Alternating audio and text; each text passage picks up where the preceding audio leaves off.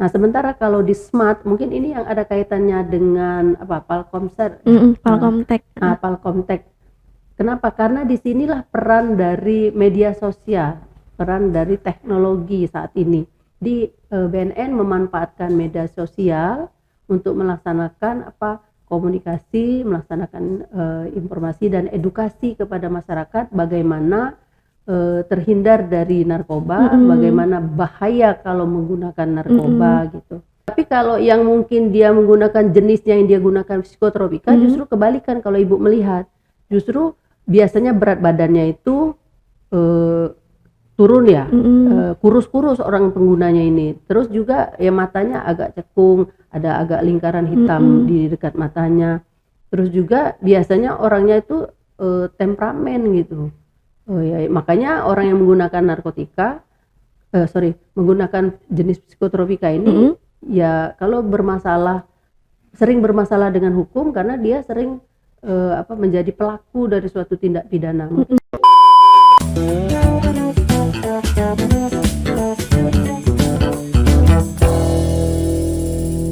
Halo, assalamualaikum warahmatullahi wabarakatuh. Kembali lagi di podcastnya Palkomtek Prabu Muli bersama Mbak Septi. Nah, kali ini di episode ke-17 nih kita kedatangan narasumber yang tidak kalah hebat dari narasumber yang kemarin. Oke, kita sambut dulu Ibu AKBP Fauzia SPMSI. Selamat datang Ibu. Terima kasih. Assalamualaikum warahmatullahi wabarakatuh. Iya, waalaikumsalam. Terima kasih Bu sebelumnya dari Palkomtek Prabu Muli mengucapkan terima kasih karena sudah menyempatkan waktunya untuk datang ke podcast Palkomtek hari ini. Sebelum datang ke Palkomtek nih, Ibu ada agenda apa aja hari ini? Hari ini kebenaran hari ulang tahun Polwan. Iya, hari ini bertepatan tanggal 1 September nih. Jadi ini hari ini memperingati hari jadinya Polwan yang ke-75. Hari jadi Polwan ke-75 tanggal 1 September. Jadi walaupun Ibu ini kepala BNN Kota Prabu Muli, kebenaran Ibu ini seorang Polwan jadi ya hari ini memperingati hari jadi Polwan ke-75. Tadi Ibu bergabung dengan seluruh Polwan yang ada di Prabu Muli di Polres. Ibu sekalian mau mengucapkan terima kasih kepada Kapolres Prabu Muli beserta Ibu Dewi Witiardi karena beliau memberikan ucapan doa untuk Polwan, untuk kami, serta memberikan cindera mata yang sangat cantik untuk kami. Terima kasih. Oke Bu, untuk harapan kedepannya nih untuk Polwan-Polwan di Indonesia apa nih dari Ibu sendiri?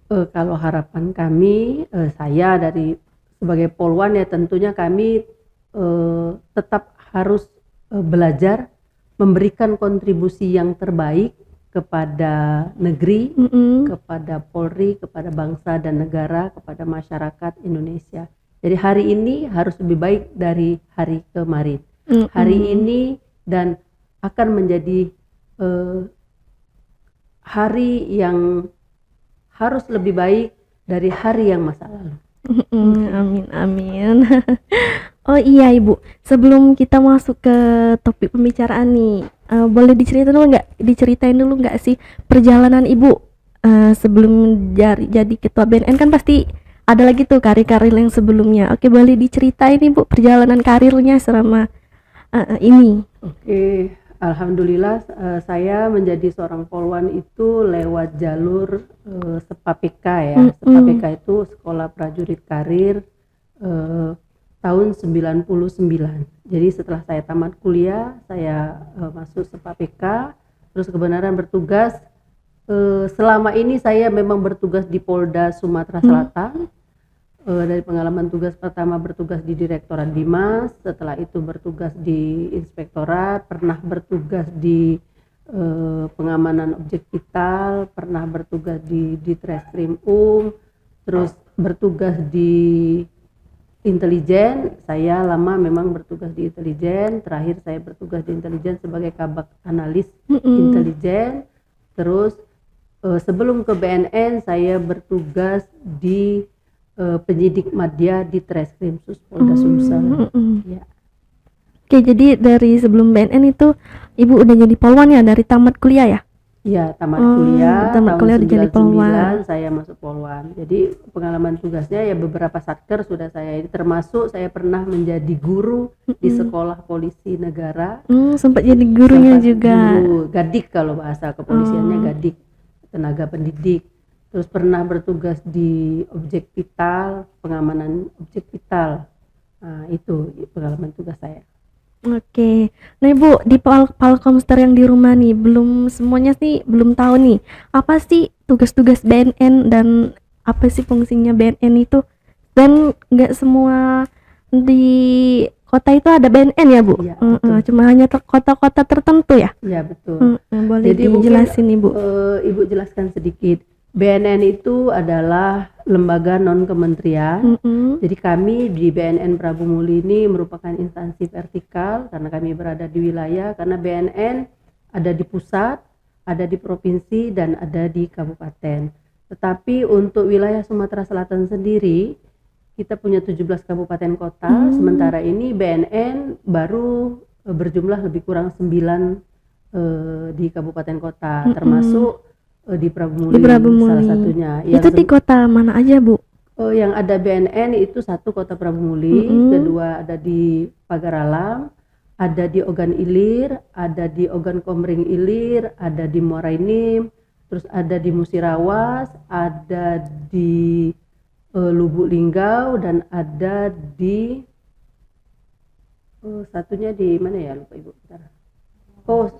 Empat Lawang. Di Kabupaten Empat Lawang. Jadi ada 9. Jadi baru ada 9 kabupaten ya BNN ini berdiri ya. Iya, betul. Nah, kalau untuk tugas dan fungsi BNN sendiri itu sebenarnya itu tidak jauh dari Inpres yang ditetapkan oleh Presiden di Inpres nomor 2 tahun 2020. Di situ terkait dengan P4GN. Apa itu P4GN? Ya artinya BNN, baik BNN provinsi, BNN di pusat maupun BNN kabupaten kota itu melaksanakan pencegahan, pemberantasan peredaran gelap narkotika. Jadi tugas kami itu di situ. Nah, bagaimana kami melaksanakan tugas itu kalau saat ini BNN punya 4 ya, kalau saya boleh simpulkan, punya 4 cara, punya 4 trik. Yang pertama dengan soft power approach, terus hard power approach, yang selanjutnya dengan smart power approach, dan cooperation. Boleh saya jelaskan? Boleh Ibu. Kali-kali Palkomster apa sih Bu? Apa sih itu?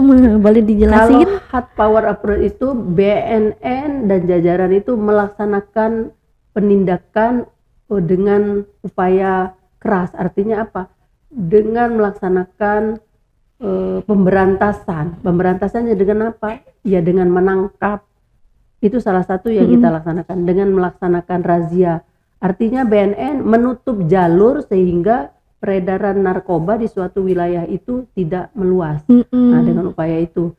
Terus itu antara lain.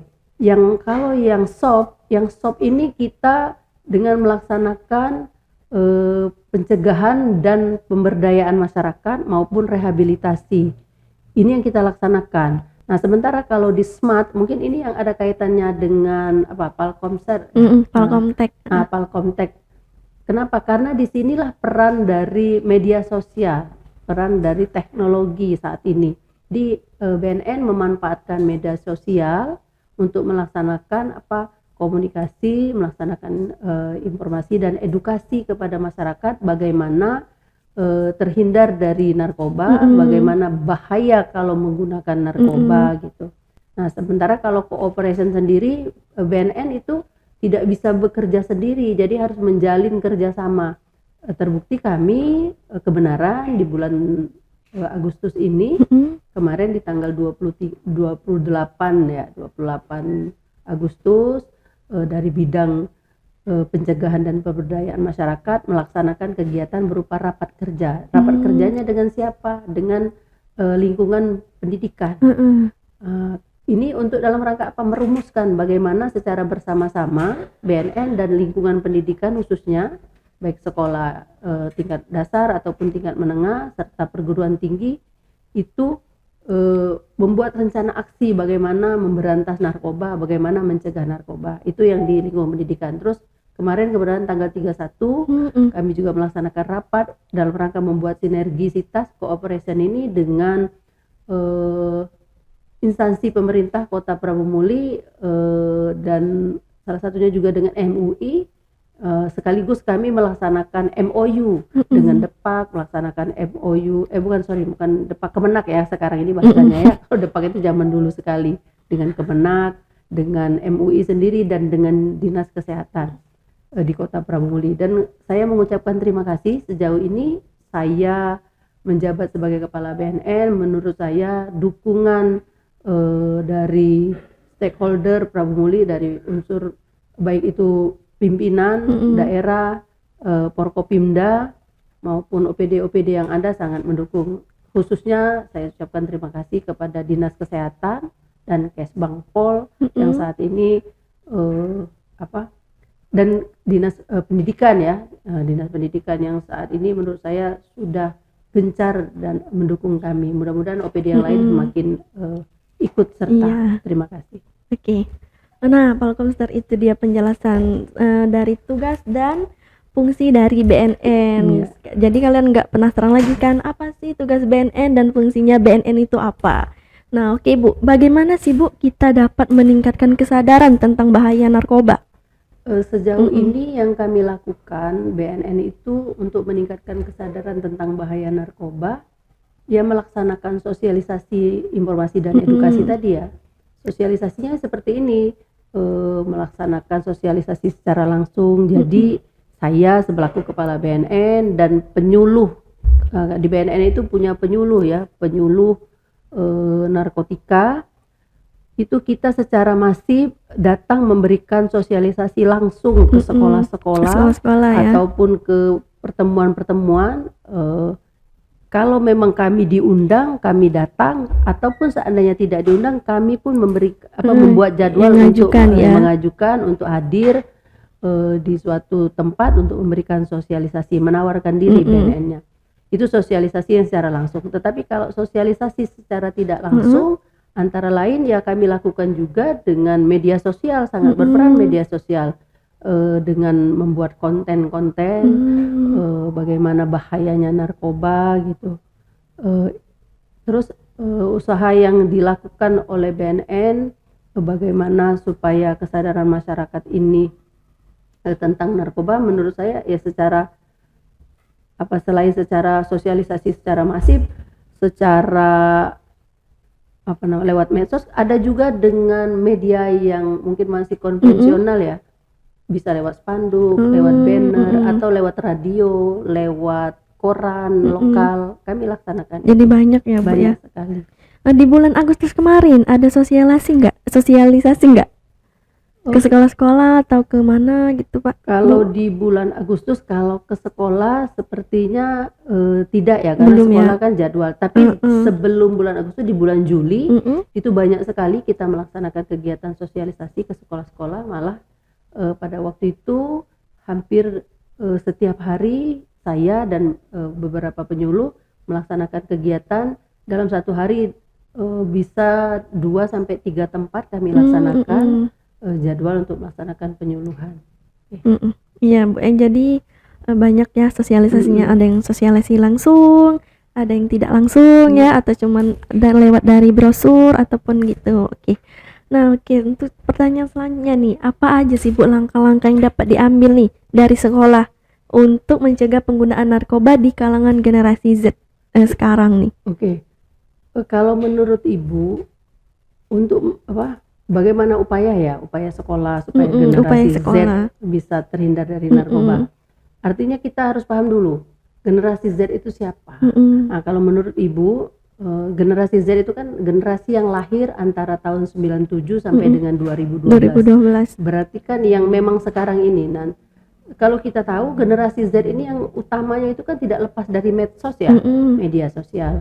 Artinya kalau sekolah mau melaksanakan pencegahan, ini juga harus berurusan dengan medsos ini. Artinya Pak, yang pertama, sekolah mungkin menurut Ibu harus razia. Razianya yang mana? Razianya terhadap HP, razianya terhadap rokok mungkin, atau razia terhadap narkoba sendiri. Itu razia yang manual. Kenapa Bu kok HP-nya yang dirazia? Iya. Karena dari HP itu kan kita bisa melihat, guru juga mengerti kan, bisa melihat apa sih aktivitas dia di dalam HP. Karena di situ bisa jadi ya, ada transaksi, mungkin dia pesan, dia komunikasi, ya kemungkinan di situ. Itu satu. Terus yang tidak kalah ini yang bisa dibuat oleh sekolah yang melaksanakan tes urin. Jadi kami berharap sekolah itu bisa mengajukan kepada BNN untuk melaksanakan tes urin, ya, ngajuin tes urin kepada BNN. Nanti mungkin kami bisa berkoordinasi dengan Dinas Kesehatan untuk melaksanakan tes urin. Dan sekolah jangan takut. Tes urin ini bukan berarti nanti kalau ada anak yang narkoba terus mereka nanti sekolahnya jadi image-nya jelek. Tidak, justru pengalaman kami, sekolah yang berani melaksanakan tes urin itu akan memberikan dampak positif karena orang tua, ya ke sekolahnya, karena orang tua akan merasa sekolah ini benar nih menjaga anak kami. Jadi anak kami kalau masuk ke sana tidak akan berani karena di sekolah sana ketat terkait itu. Gitu. Ada peduli dari sekolahnya, dari pihak sekolahnya. Jadi kalau menurut Ibu ya langkah yang bisa dilaksanakan sekolah antara lain itu ya melaksanakan razia, terus melaksanakan tes urin, atau tadi dengan memasang banner-banner atau spanduk atau stand banner yang menggugah anak-anak supaya jangan mendekati narkoba. Kalau kamu dekat narkoba nanti bahaya, nanti masa depanmu habis. Gitu. Ada enggak sih Bu ciri-ciri orang nih yang udah terkena narkoba? Yang misalnya nih yang dari hal kecil gitu. Sebenarnya kalau secara ciri-ciri fisik dan psikis itu bisa ya terlihat, tapi bisa terlihat ini dari yang Ibu amati dengan pelaku-pelaku yang ini, itu kalau mereka memang sudah kapasitasnya mungkin ketergantungan ya. Udah sering kali sudah sering mengkonsumsi. Sementara kalau orang yang sudah ketergantungan atau sering mengkonsumsi ini bukan tidak mungkin untuk kita sembuhkan, masih mungkin, masih bisa untuk kita sembuhkan, tetapi alangkah baiknya justru kita kepada yang masih awal gitu. Pencegahan dari pencegahan dari awal. Nah, kalau ditanya apa Bu ciri-cirinya, kalau yang sudah muncul itu mudah. Ciri-cirinya misalnya dari sisi fisik ya. Kalau dia menggunakan yang bersifat narkotika, itu kemungkinan tampilannya kalau yang Ibu lihat secara ini secara umum ya, dia yang pasti itu menurut Ibu jorok, orangnya itu jorok, terus malas, mungkin dia ya seperti apa ya, kerjanya makan tidur kali ya, gendut, agak mohon maaf bukan body shaming ini ya, terus geraknya lambat, mungkin berpikirnya lambat, pokoknya lemot lemot. Itu. Tapi kalau yang mungkin dia menggunakan jenisnya yang dia gunakan psikotropika, justru kebalikan kalau Ibu melihat, justru biasanya berat badannya itu turun ya, kurus-kurus orang penggunanya ini. Terus juga ya matanya agak cekung, ada agak lingkaran hitam di dekat matanya. Terus juga biasanya orangnya itu temperamen gitu.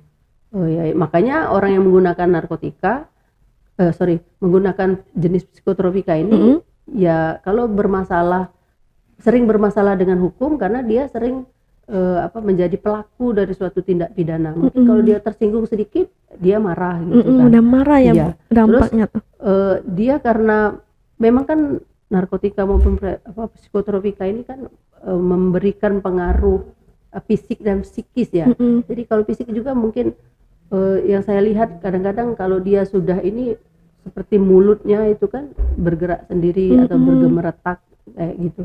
Nah, itu beberapa ciri yang seperti terlihat. Terus orangnya mungkin gelisah, kayak keringetan, itu kayak enggak, kalau Ibu ngelihatnya sih enggak bersih gitu ya. Iya.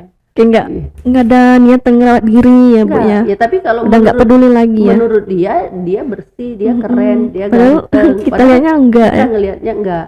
Nah, tapi nanti kalau dia sudah beberapa kali misalnya menjalani rehab, ada kan beberapa yang kita razia atau kita temukan yang mereka mau berhenti gitu kan, kita bisa membedakan dari pertama dia datang. Kalau yang saya lihat di BNN, dari pertama dia datang tampilannya misalnya lecek, kusam, orangnya tidak rapi. Tapi kalau dia sudah beberapa kali melaksanakan konseling di bidang rehab, dia ini sudah kelihatan ya kembali ceria kalau saya lihat, kembali bersih. Kalau ditanya udah nggak nyambung ya Bu jawabannya, Ya, atau enggak? Ya, kalau yang memang sudah tahap ketergantungannya tahap tinggi atau edik, udah sering ya? ya seperti itu, karena tadi kan narkotika ini atau psikotropika ini kan menyusup ke ke jaringan saraf ya, mengganggu gitu. Bisa jadi seperti itu. Diajak ngomong kemana dia jawabnya kemana gitu. Tapi itu yang sudah ini. Nah, tapi yang kita harus waspadai ini yang di awal. Yang awal sehingga ya? masih bisa untuk mencegahnya. kita cegah lebih awal gitu. Itu lebih baik. Oke Bu, ini masih banyak yang bertanya-tanya nih. Apa sih Bu fungsinya rehabilitasi itu? Kalau fungsinya rehabilitasi itu ya sebenarnya kita mencoba untuk menyembuhkan ya. Nah, karena untuk pengguna narkoba itu kita anggap dia itu bukan sebagai kalau ibu menganggapnya pengguna narkoba ini korban gitu ya. Makanya masih bisa kita upayakan untuk diselamatkan. Karena upaya penegakan hukum itu tidak serta-merta bisa menyembuhkan. Nah, tetapi untuk masuk dalam kategori dia bisa direhab, dia tidak harus dilaksanakan penegakan hukum, tidak harus dilaksanakan mempertanggungjawabkan secara pidana, itu ada hal-hal tertentu. Nah, contohnya saat kami melaksanakan deteksi dini itu artinya apa? BNN datang ke suatu tempat, misalnya ke suatu sekolah tadi, misalnya itu. Terus BNN menemukan anak yang menggunakan narkotika, diketahuinya dari mana? Ternyata begitu dites urinnya positif. Nah, artinya kan dia menggunakan. Nah, dari sini maka BNN akan melaksanakan asesmen terhadap anak tersebut, penilaian. Sejauh mana ketergantungan dia, sejauh mana dia menggunakan narkotika. Sudah berapa banyak ya, Bu? Ibu punya tim ahlinya di kantor, ada di BNN, ada konseling, ada konselor, ada dokter, ada psikolog. Jadi nanti dari situ ketahuan, oh ternyata ini masih bisa kita rehab dengan istilahnya rawat jalan. Artinya anak ini atau orang ini akan mendapat program bimbingan konseling sampai dia sembuh. Tetapi kalau dari hasil asesmen, oh ini harus rawat inap, maka ya dia harus diinapkan. Diinapnya di mana? Di balai rehab. Balai rehabnya di mana? Balai rehabnya kalau yang rekomendasi dari BNN yang dekat dengan wilayah kita Sumatera Selatan, ya yang paling dekat di Loka Kalianda, Lampung, di sana. Di sana gratis, tidak berbiaya. Kalau keluarga atau orang mau sembuh, mau berhenti, datang ke BNN, nanti kalau minta diantar ke sana, kami bantu. Nah, tapi saya sampaikan untuk sekarang ini, saat ini kita ada keterbatasan.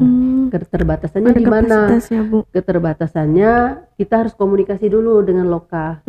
Karena Loka itu ada daya tampung. Misalnya dia nampung bulan ini 30 orang, kita cek di sana sudah tercukupi belum 30 orang. Kalau kata dia, Bu, ini masih 29, berarti kita bisa kirim. Atau kalau dia mau sementara ini masih 30, jangan dulu, nanti hari Senin ada yang keluar. Nah, baru kita kirim Senin gitu. Nah, kita kirimnya ke sana. Keterbatasan dari BNN saat ini adalah untuk biaya. Biayanya apa? Biaya transportasi mengirim. Hanya biaya transportasi, mengirim. Tapi kalau biaya selama tinggal di sana, makan, minum dan pelayanan di sana gratis.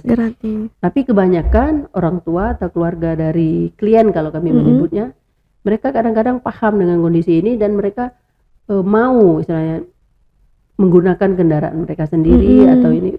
Yang penting anaknya dibawa ke sana. Nah, nanti kami mendampingi, petugas kami mendampingi. Sejauh ini tidak ada masalah, berjalan dengan koordinasi yang baik. Gitu. Itu berapa lama Bu proses rehabilitasinya itu? Tergantung dengan kondisi pasien atau kliennya ya. Nanti itu yang hasil menentukan dari hasil asesmen. Apakah dia cukup 1 bulan ataukah dia 3 bulan? Itu paling cepat 1 bulan ya Bu rehabnya? Paling cepat 1 bulan. Kalau paling lamanya itu? Sejauh ini yang paling lama yang ada di program ini 6 bulan. 6 bulan ya. Itu banyak Bu yang sampai 6 bulan atau lebih banyak yang sebentar? Kalau data berkisar ya yang 6 bulan ada gitu. Tapi untuk yang Prabu Muli sendiri sejak ibu di sini baru mungkin 1 orang ya yang dikirim ke Loka Kalianda, dan ini memang atas prakarsa dari orang tuanya dan anaknya sendiri mau gitu. Ada baru 1 orang. Baru 1 orang ya dari Prabu Muli. Ya, untuk saat Untuk ini rehab ibu ya. Kalau yang sebelumnya tidak ada, tapi yang ada beberapa gitu ya. Nah, oke Bu. Ini apa sih Bu peranan orang tua dalam pencegahan penggunaan narkoba ini? Peranan orang tua. Kalau peranan orang tua menurut Ibu ya sangat penting. Sangat penting ya. Besar ya pengaruhnya. Jadi kalau peranannya apalagi kalau anaknya cowok ya Bu? Anaknya cowok. Atau cowok cewek sama? Cowok dan cewek resiko untuk terkena narkoba itu sama. Karena kalau sudah terkena juga tidak ada pembedanya. Ancaman hukumannya untuk perempuan dan yang laki-laki ya sama saja. Tidak ada pembelaan karena saya perempuan, saya tidak mengerti, tidak, sama. Jadi kalau peran orang tua sangat besar menurut Ibu. Bagaimana caranya supaya orang tua bisa menjaga anaknya? Yang pasti ya itu tadi. Menurut saya ya tetap harus komunikasi yang baik antara orang tua dan anak. Jadi orang tua itu harus memberikan quality time ya, quality time untuk anaknya. Nah, karena sekarang ini ada kaitannya dengan generasi Z, anak-anak ini kan sukanya main HP, sukanya pegang HP gitu, sementara orang tuanya sibuk. Ya mungkin komunikasinya juga lewat HP. Kalau memang tidak memungkinkan, ya jujur seperti saya bertugas di Prabu Muli, anak saya ada di Palembang gitu. Kan tidak setiap saat saya bisa mendampinginya kan. Tapi saya tidak putus komunikasi. Kenapa? Komunikasinya lewat HP itu saya cek dia lagi di mana misalnya itu, terus lagi apa. Terus tetap memberikan support dalam arti kata ya mohon maaf karena saya Islam misalnya, nak jangan tinggal sholat gitu ya, jangan lalai, terus tetap jadi baik, harus diingatkan gitu dengan komunikasi walau hanya sekedar lewat HP. Begitu iya. Walaupun hanya lewat chatting, mungkin nasihatnya sekarang ini banyak lewat HP gitu kan. Nah, tapi kalau ketemu langsung tuh jarang kan, karena ketemu langsung tuh jarang. Tapi begitu ketemu langsung pun kita upayakan untuk ya bisa berkomunikasi langsung gitu.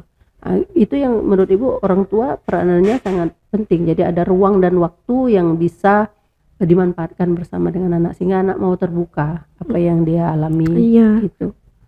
Oke. Untuk peranan pemerintahnya sendiri nih, bagaimana mempromosikan pencegahan narkoba?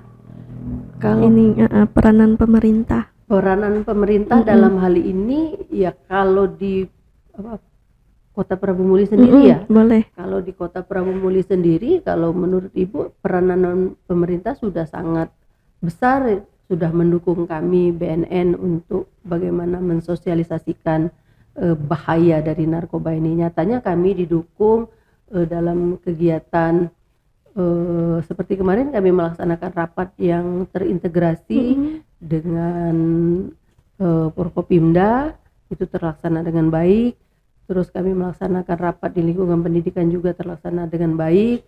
Di samping itu kami juga didukung dari Dinkes kan juga unsur dari Kota Prabu Muli kan, pemerintah daerah Prabu Muli, dari Dinkes dengan didukung alat sehingga kami bisa melaksanakan razia di tempat seperti kemarin kami melaksanakan razia di tempat-tempat kos di tempat ini untuk menemukan itu. Jadi kalau menurut saya dukungan pemerintah ya sangat besar terhadap BNN untuk bagaimana bisa mencegah peredaran dari narkoba ini. Oke, untuk razia-razia nih di Kota Prabu Muli masih dioperasikan, Bu? Razia tetap ya? Tetap.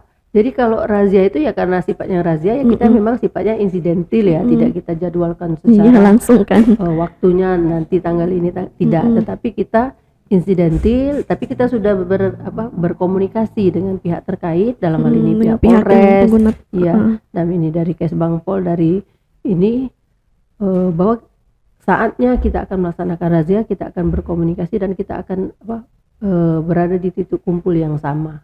Itu sudah saya komunikasikan dan sudah saya laksanakan kemarin, dan alhamdulillah kita bisa menghasilkan atau mendapatkan ya dari hasil deteksi dini terhadap pengguna narkoba. Itu biasanya ngelakuin razia itu sebulan berapa kali Bu? Atau per minggu atau memang sebulan hanya satu kali? Itu tadi saya bilang Mm-mm. insidentil, Mm-mm, tergantung tergantung. ini ya. Tapi memang seyogianya kita jadwalkan harusnya minimal 1 bulan sekali ya. Cuman kan kadang-kadang karena ada kegiatan, ada hal-hal yang ini ya tidak terlaksana, tapi mungkin di bulan Di depannya bulan kita depannya bisa ya. dobelkan gitu. Oke nih, apa sih yang dapat dilakukan nih oleh komunitas ataupun masyarakat dalam pencegahan penggunaan narkoba bagi generasi Z? Kalau peran yang bisa dilakukan komunitas atau Atau masyarakat pemerintah. untuk penggunaan narkoba generasi Z ini menurut Ibu sederhana.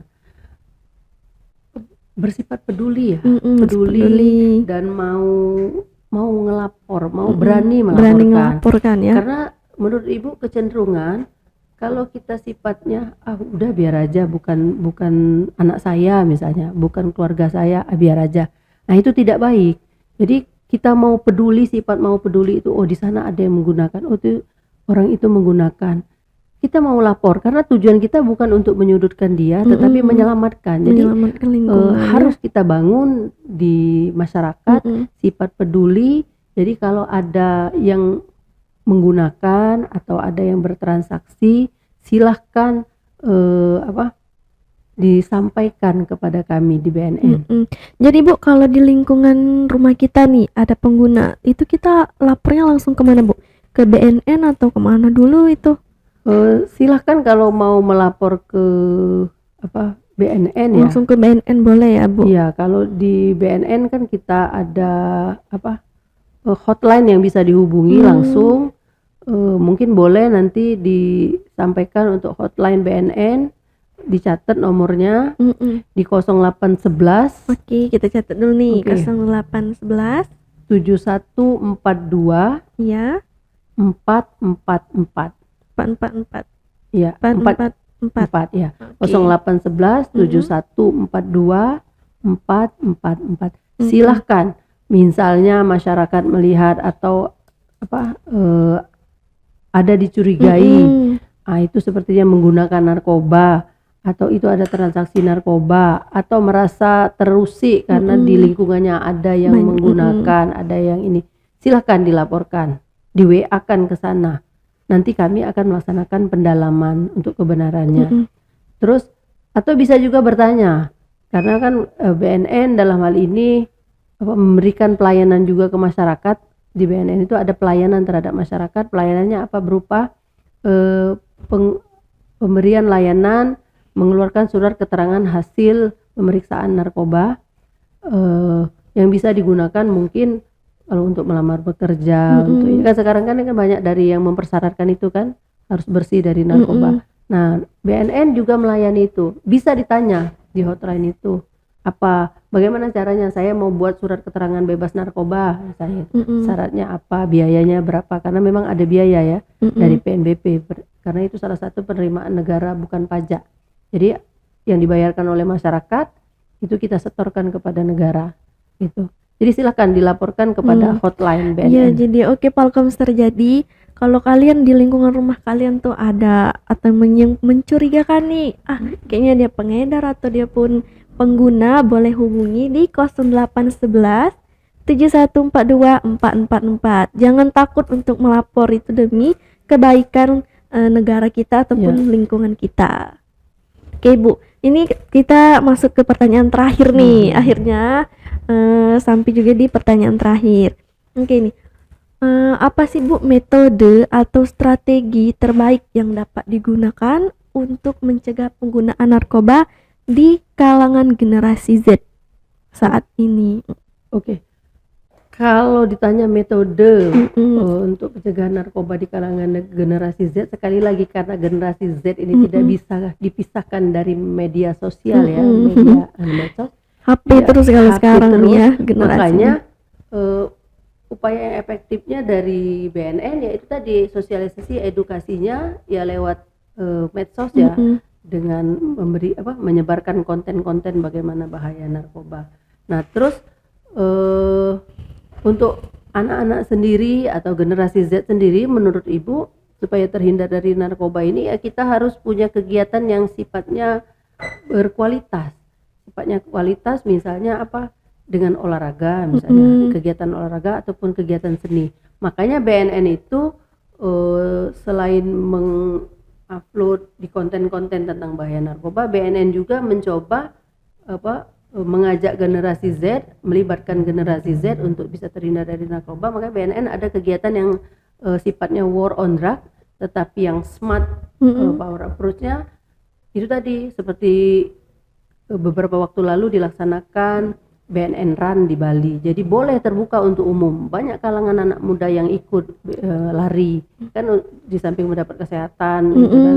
Terus apalagi ada kegiatan Gema War on Drug.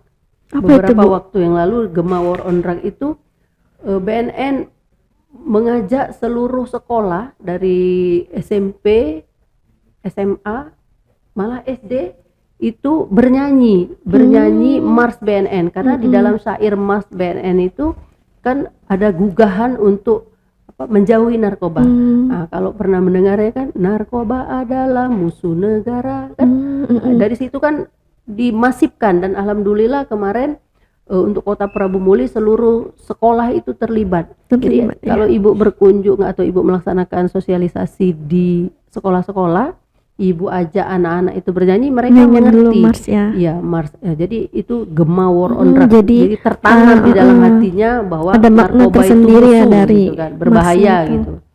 Terus ada lagi giat olahraga beberapa waktu yang lalu dilaksanakan, misalnya jalan santai bersama gitu. Nah, ini upaya-upaya yang dilakukan oleh BNN ya terhadap generasi Z agar generasi Z ini punya kegiatan, punya aktivitas yang berkualitas sehingga dia tidak tergoda untuk menggunakan narkoba. Itu yang bisa kami lakukan. Menurut Ibu untuk di generasi Z yang efektifnya ini ya lewat itu kegiatan dari medsosnya dan dari kegiatan olahraga maupun seni. Oke. Wah. Terima kasih ya Bu Fauzia sudah membagi ilmu nih tentang narkoba ataupun tentang BNN nih kepada Palkomster di rumah. Nah, terima kasih ya Ibu sudah menyempatkan waktunya, sudah mengasih wawasan kepada kami pada hari ini. Oke Palkomster, cukup sampai di sini podcast kita hari ini. Sampai ketemu di podcast episode selanjutnya. Bye bye.